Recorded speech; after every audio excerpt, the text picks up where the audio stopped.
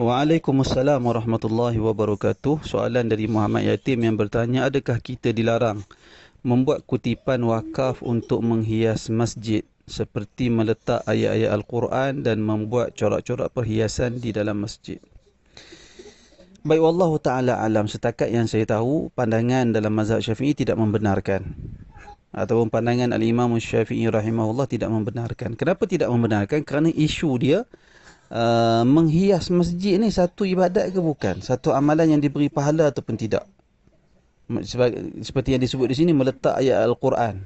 Dah tentu meletak ayat Al-Quran, mengukir ayat-ayat Al-Quran di dinding-dinding masjid. Apakah ia merupakan satu amalan soleh yang diberi pahala ataupun tidak? Itu isu dia. Lalu kebanyakan, saya tak berani nak kata semua, mungkin kebanyakan para ulama kata benda tu bukan ibadat. Kerana apa? Kerana mengukir dinding-dinding masjid itu sebenarnya menyalahi perintah agama. Iaitulah dia mengganggu orang solat sebenarnya. Orang masuk masjid dia akan tengok perhiasan. Orang masuk masjid dia akan tengok perhiasan yang cantik. Lalu mengganggu solat orang. Jadi para ulama bila mereka melihat perkara ini, mereka mengatakan bila dia bukan amalan soleh, bagaimana kita nak guna harta wakaf? Harta wakaf mesti, ataupun sumbangan wakaf mesti digunakan untuk maslahah, untuk keperluan, kepentingan jemaah masjid, orang-orang yang hadir ke masjid. Adapun beli lampu gantung besar-besar harga mahal-mahal itu tak ada keperluan.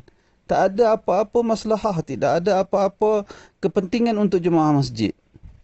Kerana itu ulama mengatakan tak boleh menggunakan harta wakaf, kutipan wang wakaf untuk menghias masjid, termasuklah mengukir ayat Al-Quran di dinding-dinding masjid. Antara yang menyebut perkara ni mazhab Syafi'i. Setakat yang saya tahu mazhab Syafi'i kata sedemikian. Jadi